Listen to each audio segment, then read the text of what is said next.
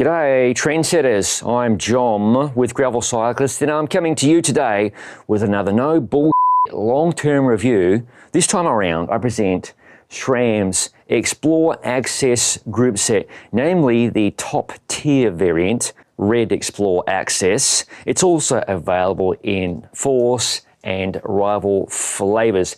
This groupset is a one-by dedicated groupset designed by SRAM for the exclusive rigours of the gravelly roads less travelled. It's also a wireless electronic groupset with hydraulic disc brakes. Before I kick off this review, I need to mention that the XPLR drivetrain is part of the XPLR collection. And for the record, XPLR is pronounced XPLR per SRAM. Also part of the collection is the Zip 101 XPLR wheel set, which I've already reviewed here on the Gravel Cyclist YouTube channel, and the RockShox Rudy Ultimate XPLR suspension fork, and the Reverb AXS XPLR dropper seat posts. Again, these have all been reviewed, namely part of my long-term review of the Canyon Grizzle, so check out those reviews linked in the description below. First, little history about SRAM eTap.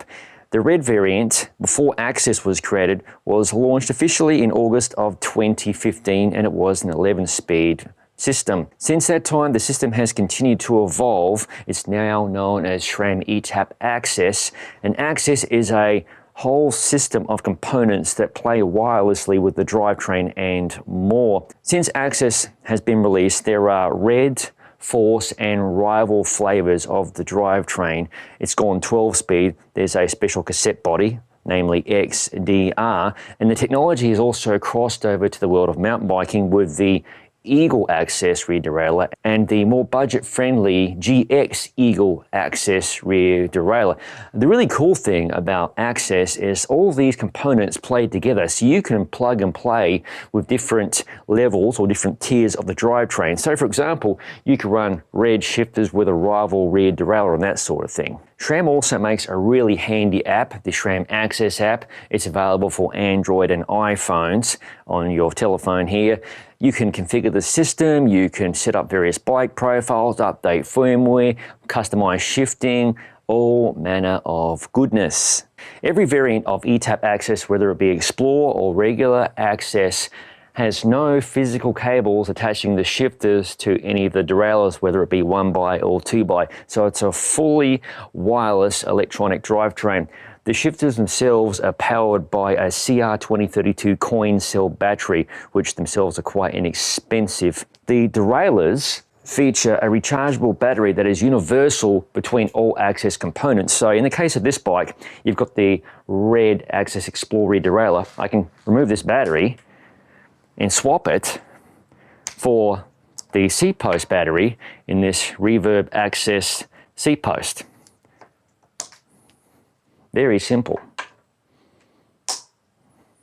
That would be handy, for example, if your battery was running low in the rear derailleur, but you had plenty of juice for the dropper seat post, swap them around, Bob's your uncle. SRAM XPLR AXS is 1x specific and according to SRAM made specifically for gravel cycling, and it's centered around one cassette, the 10-44, that I'll talk about more later.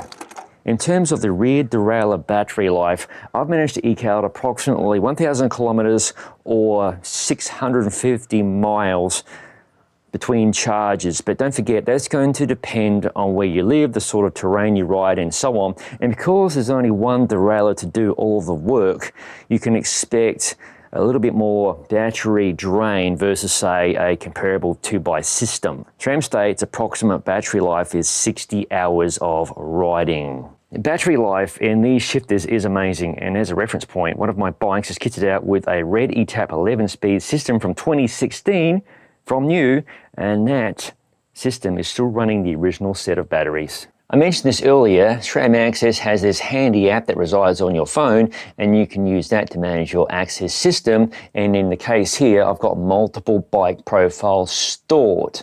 So here is the Canyon Grizzle. You can see all the system components.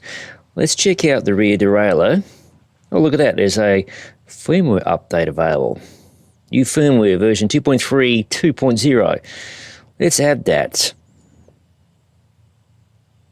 Press the access button on the component to start the update. Let's do that. There we see the red XPLR AXS Derailleur is undergoing a firmware update and progression of the firmware update. Update successful, okay. Beautiful. This bike here is the Ribble Gravel SL. It belongs to the Lady Gravel Cyclist herself. Check her out on Instagram. I'm going to add this bike's system to the SRAM AXS app that resides on my phone. Inside the AXS app, I've got multiple bike profiles. You can see here, Ribble CGRSL, the Canyon Grizzle with the XPLR Groupset at the focal point of this review. So I need to add a new bike, plus sign. New bike. Okay, let's choose an existing photograph. I think that's a pretty good photograph. Save bike. Next, we want to search for components. Shake the bicycle or press the access button on the master component to discover your paired system, then tap connect. So in this case, it's going to be the rear derailleur. There we go, found it. Then press the access button on an unpaired component to discover it. Front derailleur. And let's add the shifters. So you can see all the components have been found. Next, we want to press and hold the access button on the rival rear derailleur until the light blinks slowly, then click release. So I'm doing this off camera. It's blinking slowly. Tap authorize, and there we go. You can see all the components and their respective battery levels. And then final step, add to bike. The XPLR AXS Red Derailleur saves battery energy like every other AXS derailleur, meaning it goes into sleep mode after 30 seconds of inactivity, but that doesn't mean it closes shop if you're freewheeling down a hill or mountain or slacking off. Subtle movements keep the drivetrain awake. Essentially, the system is in a perpetual state of readiness. If you're unfamiliar with how eTap shifting works, it's time to cover that and how the XPLR system has performed for the duration of my review. I'll cover the rest of the group set, such as the cranks, cassette, later. I do need to mention that everything you see in this bike, the XPLR AXS drivetrain, the Rudy RockShox AXS Ultimate Fork, arrived as a pre-built bike. So this Canyon Grizzle arrived at Gravel Cyclist headquarters, which essentially means I had no chance to weigh all the individual components. I did, however, manage to weigh one component of the drivetrain, the centerpiece, the 10-44 cassette on the scales. 379 grams for the XG1271 variant. I've been riding electronic shifting since 1993, which is when Mavic brought their ZAP system to market. So you could say I've been a long time fan of the technology. In my opinion, eTap still rules as the most logical system for shifting gears, regardless if you're riding 1x or 2x. Shifting is an absolute no-brainer. Assuming stock defaults, the left pedal shifter shifts to an easier gear up the cassette, and the right pedal shifter to a harder gear down the cassette. In the case of XPLR AXS, you can use the double pedal press feature, ordinarily reserved for activating the front derailleur for a 2x system, to actuate the RockShox Reverb AXS dropper seat post wirelessly. This is pretty cool tech. I've stated this fact in my Force and Rival eTap AXS reviews. The red leveler shift levers are decently comfortable, and considering I only wear gloves when it gets very cold, that's a very big positive. I've ridden big miles on red AXS levers in the past, and there is no special XPLR option for any of these levers across all levels. I've experienced no hotspots, pain or hand numbness, and with red and Force shifters, you have the option of additional shifters such as these SRAM click shifters. I cannot recommend these highly enough, especially if you ride the bar tops as much as I do. You get rear derailleur gear changes, no worries at all, and of course, you can trigger an appropriate AXS seat post. With red, Force and Rival shifters, you get reach adjustment, but lose the pad contact point adjustment feature on Rival. As mentioned earlier, I have reviewed Rival, and losing this feature isn't critical, but it may be a point of consideration for some riders. The huge positive about shifting gears with this system is there are no accidental shifts or confusion with a single paddle shifter, and that can be important if you ride outdoors in snowy or cold climates. Quick segue time. If you'd like to see detailed build videos of rival eTap access or Force eTap access, be sure to check the links in the description below. Let's provide a quick demonstration of how fast I can shift gears up and down the cassette simply by pushing the gear shifter pedal as fast as possible.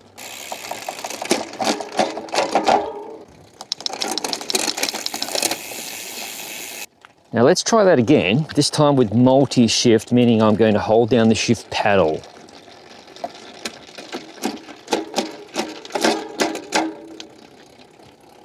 Multi-shift back up the cassette. This red XPLR derailleur and the Force variant rely on SRAM's orbit fluid damper to perform the duties of a clutch, whereas rival XPLR uses a spring clutch unit. The biggest difference physically between any XPLR AXS rear derailleur of any flavour and any version or flavour of the regular AXS rear derailleur, this one being a rival AXS rear derailleur, is the length of the derailleur knuckle. You can see it's quite short here versus the longer derailleur knuckle on the AXS XPLR. That effectively places the derailleur lower relative to the bike for better shifting once you get up towards the top of this 10-44 cassette. Shifting demonstration with the 10-36 cassette.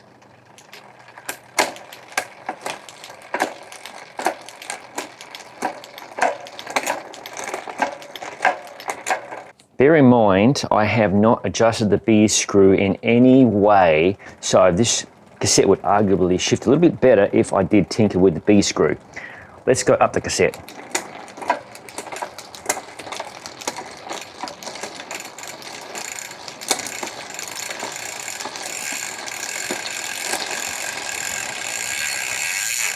Let's do multi-shift. And back up again.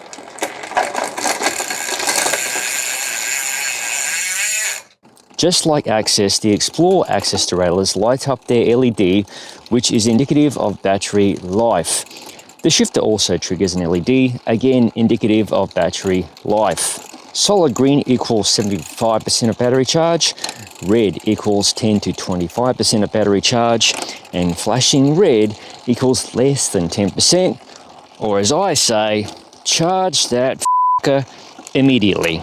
Once again, just like AXS, the XPLR rear derailleurs have a stall condition check of sorts. If you execute 4 or more rear derailleur downshifts and don't pedal the bike, the system will continue to make those shifts until the 4th one is made, then the derailleur will no longer shift in that direction. Now once I pedal, the derailleur will shift to the gear.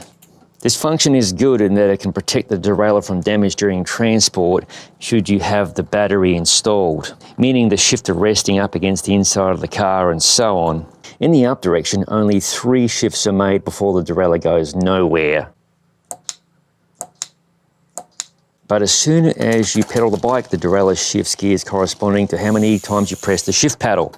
The 10-44 cassette is the centerpiece of the XPLR drivetrain, and it might be the very first drivetrain in history where a cassette is such a standout feature. There are 2 levels of cassette. This is the XG1271, and there's also the XG1251, which is slightly heavier but more budget friendly. SRAM has calculated this cassette provides a range of 440%, which meets the needs of gravel cyclists inclined towards the 1x drivetrain spectrum. Here are the ratios on screen. You get a nice spread of gears without too many crazy jumps. Being completely honest, I will say I prefer Campy's E-Car 10-44 cassette, which is 13 speed, so you have one more cog.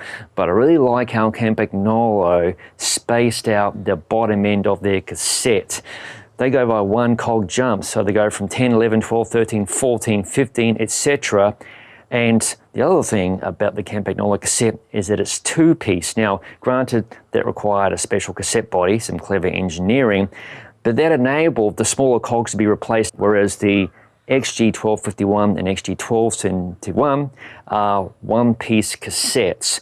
So there might be potential wear happening on the bottom end, especially if you're running smaller chainrings. The SRAM XPLR cassette is still very good.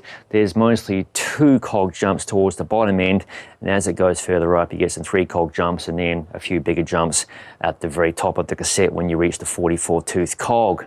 All of this depends on your perspective of how you like to ride one by. I find one by of any flavour highly annoying in a fast-paced group riding environment, but realistically that's not what XPLR is all about. So with that in mind, I think XPLR accomplishes what it sets out to do, but I would select chainrings carefully. I rode some 19% and 20% grades in Northern California, and that was on the absolute limit of the 40x44 low gear. I have a 40 tooth chainring on this SRAM Red XPLR crankset. With that said, this gearing was perfection for riding the 2021 Big Sugar Gravel in Bentonville, Arkansas.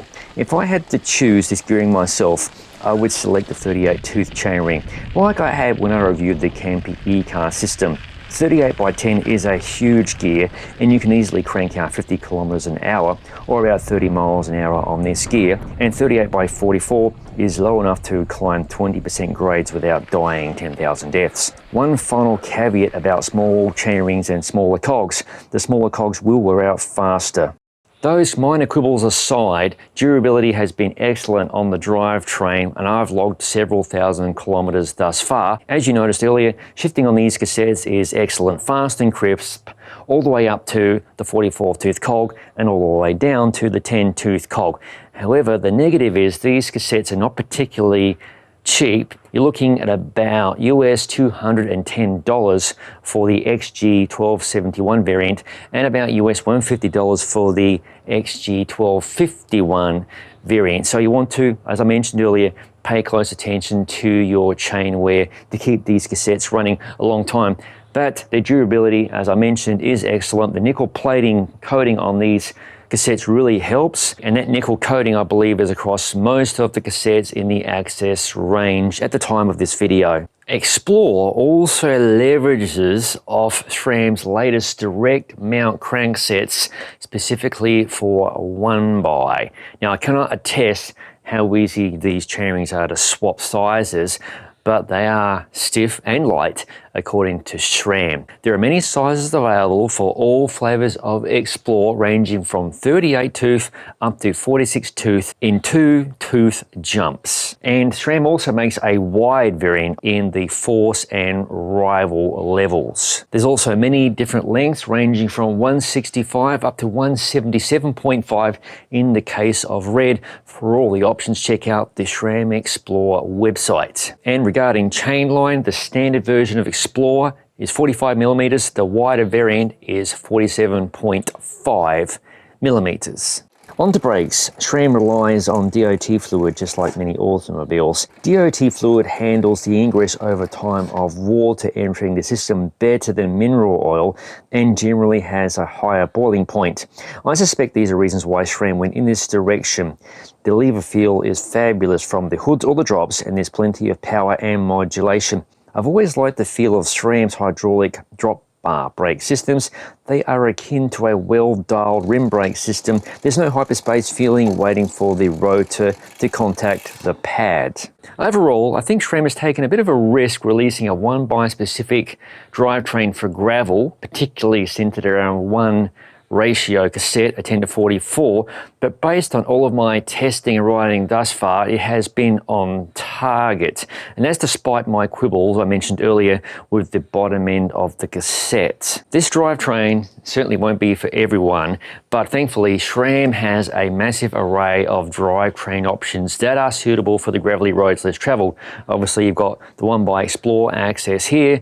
You've also got mullet build options by running a mountain bike rear derailleur such as Eagle and GX Eagle, and they've got a wide range of 2x drivetrains such as rival eTap access, Force eTap access, and of course Red eTap access, and the wide variant of those 4330 in 2x that covers most bases as well. Choices for all. Even if you're not into the rest of the Explorer components that make up the Explorer collection, namely the Rudy Ultimate Explorer fork and the Reverb AXS Explorer dropper seat post, the Explorer AXS drivetrain in all flavors, Force, Rival or Red, is very worthy of your consideration. This Explorer AXS system has proven bomb-proof reliable, just like every version of AXS I've ever ridden. Final points, and this one especially goes out to all the haters, retro grouchers, and wanker keyboard heroes in their mum's basement who reckon that electronic shifting is unnecessary and sucks. Newsflash. When SRAM launched rival eTap access and now the Explorer version of eTap access, they brought electronic shifting to an affordable price point that is attainable by most people. And the other point about electronic shifting, it saves energy. If you think I'm full of have you ever tried riding your bike in cold weather? That motion, shifting gears, especially when you're talking about 0 degrees Celsius or 32 degrees Fahrenheit, is pretty difficult when you lose dexterity in your wrists. That problem does not exist when you're tapping an electronic shifter paddle button in the case here of SRAM XPLR AXS eTap. Circa 2021, there are so many choices regarding gearing, group sets, bikes, wheels, and so on for the world of gravel cycling, for which I am eternally grateful. When I first began this madness way back in 2006 with some of my mates, we didn't have those choices. There was one tire, we took road or cyclocross oriented group sets, drilled out chain rings to get the perfect gearing. We had problems with cross compatibility between group sets. It was a hodgepodge time of life, but these are first world problems, and thank you manufacturers for making my life a lot easier when it comes to riding bikes on the gravelly roads less traveled. So there you have it, my review of the SRAM XPLR AXS Groupset, namely the Red variant. As I mentioned a moment ago, there are so many choices nowadays for your gravel bike regarding group sets that I hope that my review went some way in helping you make an informed purchase decision. Thank you for watching. If you haven't already, please consider subscribing to the Gravel Cyclist YouTube channel for product reviews such as this, no bull gravel bike reviews, ride experience videos, and other madness, as all of it is released to the channel. I'll see you in the next video.